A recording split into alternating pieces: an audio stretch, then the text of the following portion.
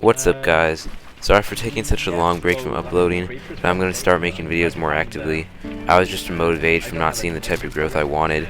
With that stated, I'm going to be changing up the type of videos I make on this channel, primarily and only doing tutorial and breakdown type videos, so if you want to see any of the highlight videos that I occasionally did post, you can go on my Twitter and Instagram, links in the description.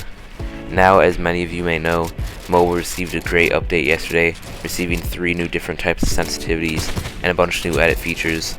If you don't know what these features do, I'll be giving a brief explanation, but the primary purpose of this video is to explain the best types of setting and features that you can use with this new update in order to make you a more competitive player. With that said, please drop a like on the video and let's get right into the video.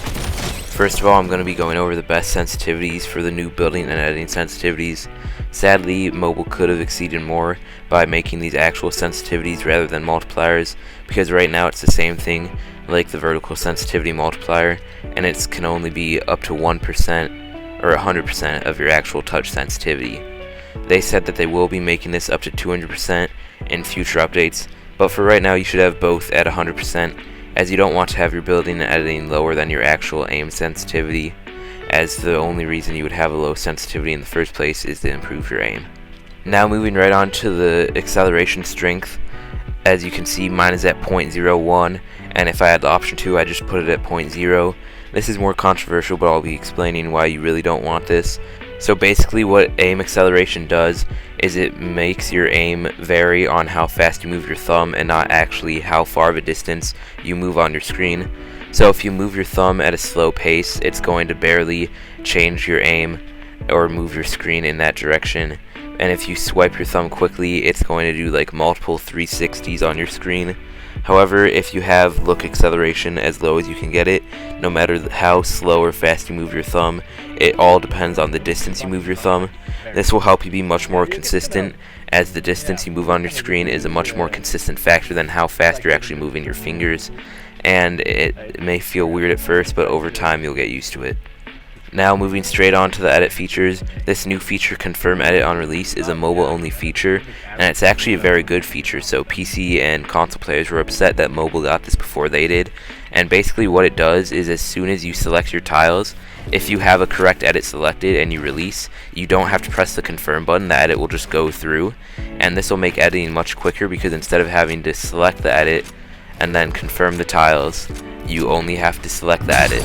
So basically the whole process removes a click, and even though I've seen a popular double bind theory coming out, this is literally just double binds with less actions, because either way you're only clicking one button to select your edit, and after that you don't have to click any other button. So as long as you have your select edit and your select tiles on different fingers, it's just as fast as double binds, but it's faster because you're not pressing 3 buttons. If this all sounds too complicated, don't worry, because my next video is going to be a HUD optimization video telling you exactly what buttons you should use, where on your screen you should have them, and how many fingers you should be playing at this point in Fortnite, and just basically HUD setups that you should use. Now there is another editing feature that was added, and that's actually in your HUD layout area, and that is the select edit and reset button.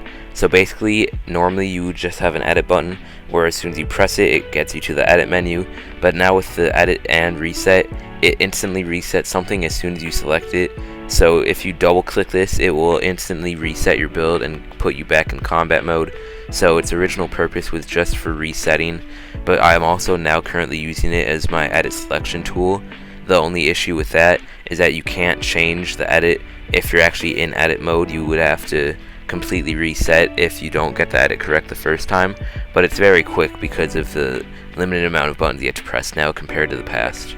So if you don't want to wait until my HUD optimization video, all you need to know about editing for now is that you should be using Confirm Edit on Release and also the edit and reset tool at the same time, basically because it's the scroll reel reset comparison to mobile.